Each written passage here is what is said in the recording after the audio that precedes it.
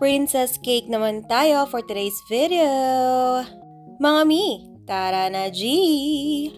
Paano ma-achieve ang marble design using our ACC whipping cream? Tara, samahan niyo ako at tuturuan ko kayo. Amazing! Hindi ko na sinama ang pagka-crumb coat ko at paglalagay ng ating white base na whipping cream para makapag-focus tayo sa pagde-decorate and pagde-design ng ating cake. Ayan, kung makikita ninyo, naglalagay tayo ng iba't ibang colors dito sa ating cake.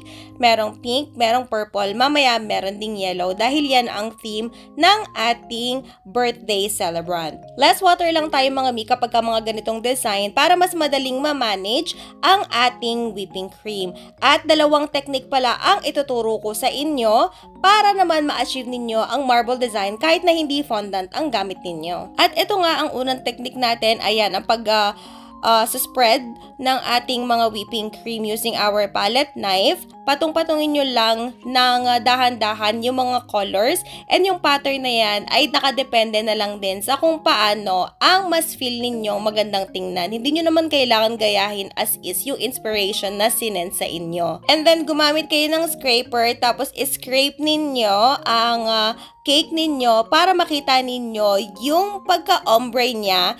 And at the same time, lahat ng colors lilitaw. Wag super duper scrape. Enough na yung napakinis nyo siya.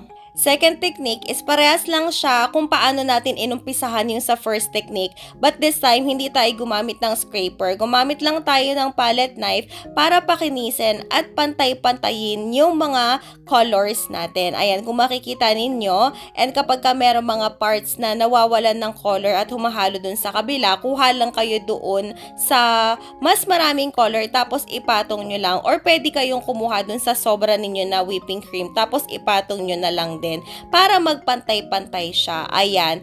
Wave effect naman tayo para dito sa bottom tier. Gumamit lang ako ng oblong na palette knife. Another technique naman yan kapag ka nahihirapan kayo magpa-wave ng inyong mga cakes. At tingnan ninyo, litaw na litaw yung iba't ibang colors ng ating base cake. O diba, bonggahan? O diba ganun lang kadali gumawa ng marble design or marble effect sa mga cake ninyo using whipping cream. Pwede rin yan sa buttercream. O diba ang saya-saya. At ito na nga, naglalagay na tayo ng mga ibang details ng cake natin. Nagpipe tayo ng flowers dahil gusto ni customer kahit pa paano meron dang flowers sa taas.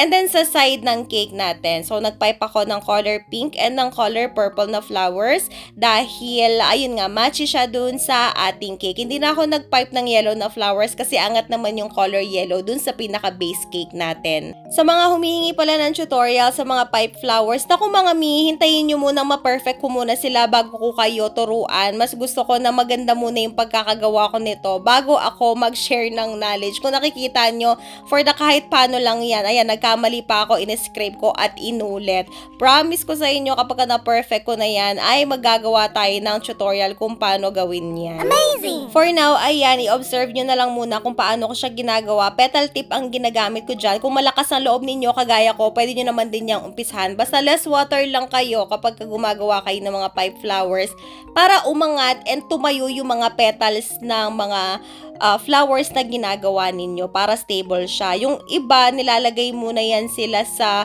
mga parchment paper, ayan, tapos chinichiller muna. Kapag kasi chinil mo yung mga yan, nagsiset yan, pwede mo na siyang hawakan. Maganda siya nun, promise. Pero ako, ayan, diretso na lang. Dito naman tayo sa ibang details. Naglagay ako ng color pink and then color gold na balls, ball toppers, ayan. And then, itong napakagandang name topper natin na tayo lang gumawa. Ang ganda, diba? Tapos yung crown and yung ating number 1 yan. Ako lang ang gumawa niyan. Mano-mano natin kinat, wala pa tayong Cricut. Sana in the future or soon, makabili na tayo ng Cricut. Ano ito ang pangmalakasan nating butterflies for the gold? Ayan, heavy duty yan kasi yung makapal na version yan. Meron yan sa blue app and sa orange app. Basta search nyo lang gold butterfly cake toppers. Lilitaw niya. Naku, napakaganda niya. Ang dami kong ganyan kasi ang syala kasi niya talaga compared dun sa mga papers. Hindi kasi yan papers, parang acrylic ata to. Ayun. And then, yung mga gold radges, of course, pandagdag shimmer. At ito na ang final result. Wow! O diba, ang syala ng cake natin, napakasarap tingnan sa mga mata. And that's it for today. See you on our next video. Bye!